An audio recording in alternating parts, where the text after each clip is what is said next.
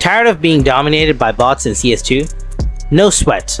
Join me in this quick tutorial and we'll tweak their difficulty levels together. Let's jump right in, shall we? First things first, let's enable the development mode console. Start up CS2 on your computer.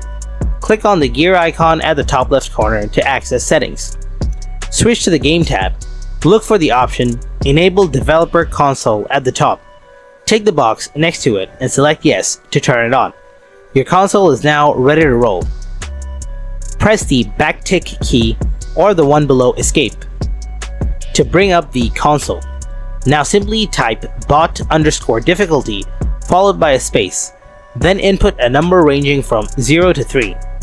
Choosing 0 gives you the easiest bots, while 3 brings on the brainiacs. And there you have it.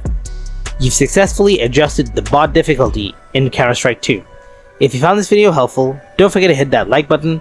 Hungry for more CS2 tips and tricks? Consider subscribing to the channel. Thanks for tuning in, and I'll catch you in the next one.